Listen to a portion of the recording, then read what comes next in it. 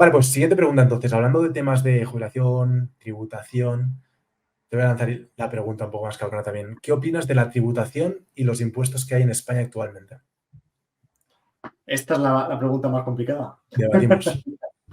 Nada, probablemente vamos a estar todos de acuerdo y hay muchísimos, o sea, cualquier persona que esté emprendiendo lo sabe.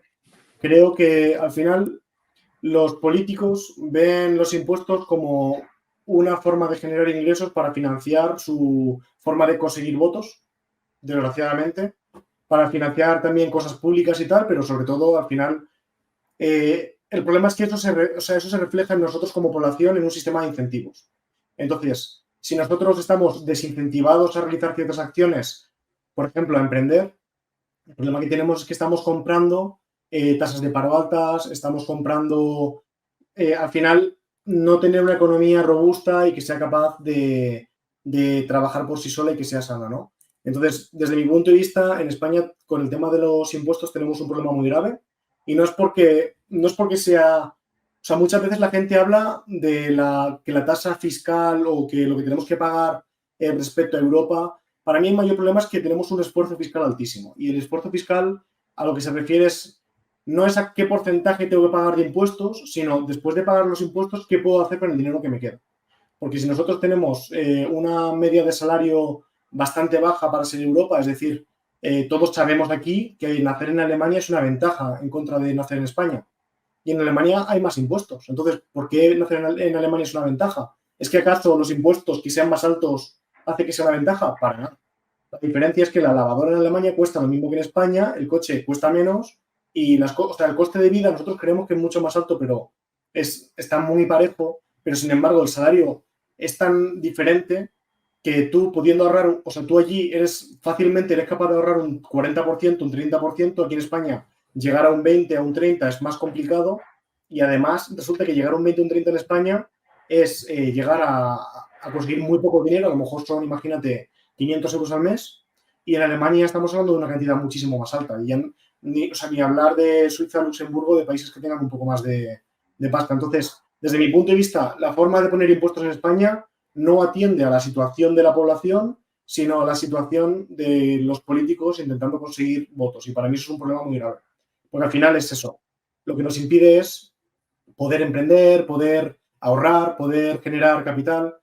Porque en España, desgraciadamente, creo que somos demasiado estatalistas, vamos a decir. Nos gusta mucho que el Estado se meta por todos lados y gestione cosas que quizás la población individualmente es suficientemente inteligente y mayorcita para poder gestionarlo.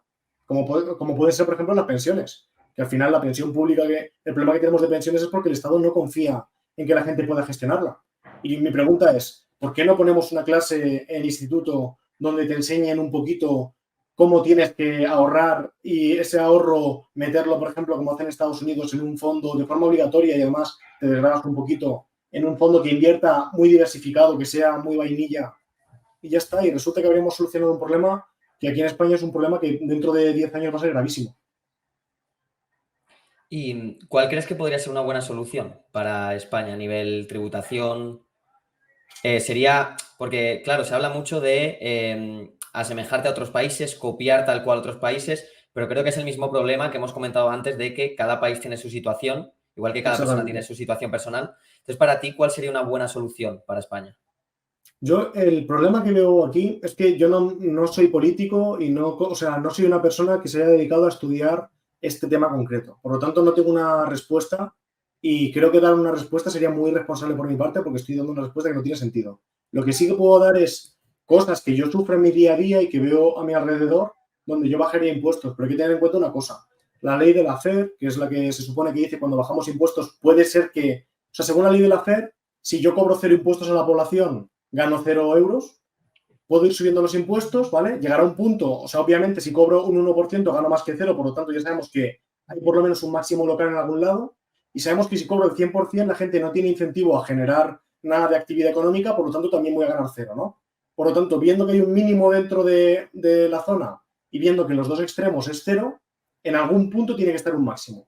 Y lo que tienen de característico los máximos un máximo de una función, que vamos a imaginar que solamente hay un máximo, que es el máximo local es el mismo que el máximo global, es decir, es un máximo para toda la función, es como una curva así, si nosotros nos desplazamos hacia ambos lados, bajaríamos la cantidad de impuestos que es capaz de recaudar el Estado. Entonces, en función de a qué lado del máximo nos pongamos, subir o bajar los impuestos puede aumentar o bajar la recaudación, ¿vale?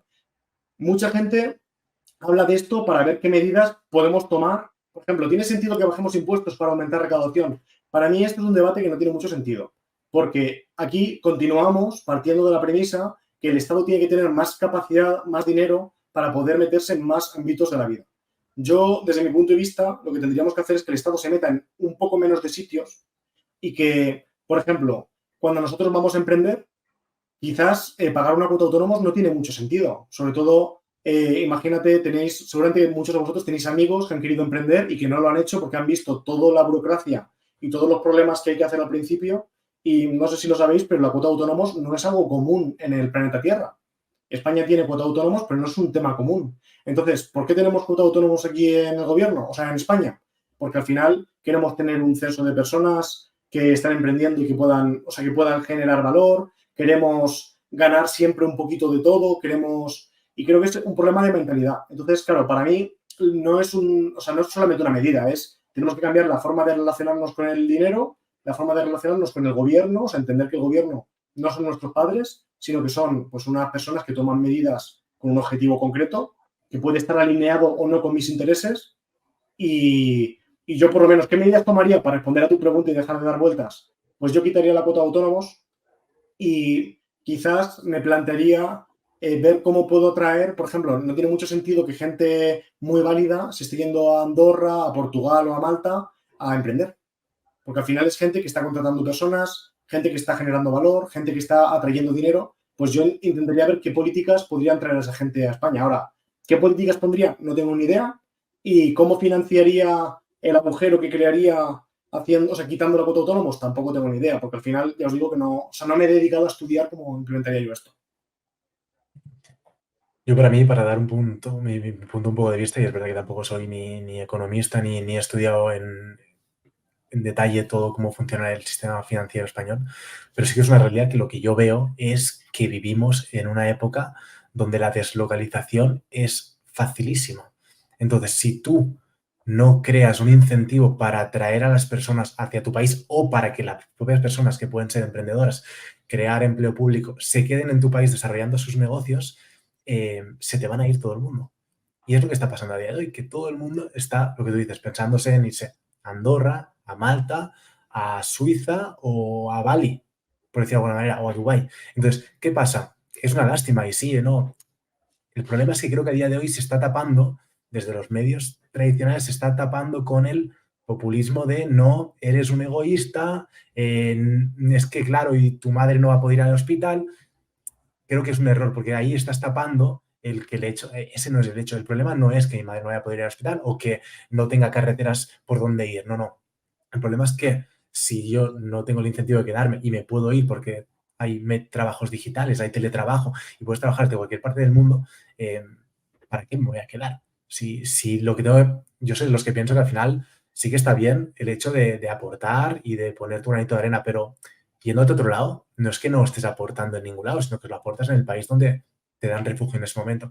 Entonces, la realidad es que eso es un problema de hoy. Y yo hablando con gente de mi alrededor que está emprendiendo, es una lástima, pero la mayoría de gente a la que emprende un poco se piensa, o a la que empieza a ganar un poco de dinero, se piensa que se va. Yo una reflexión que lanzo y que la he escuchado muchas veces y creo que es clave es si las personas que tuvieran un sueldo o un salario primero recibieran el 100% de lo que generan.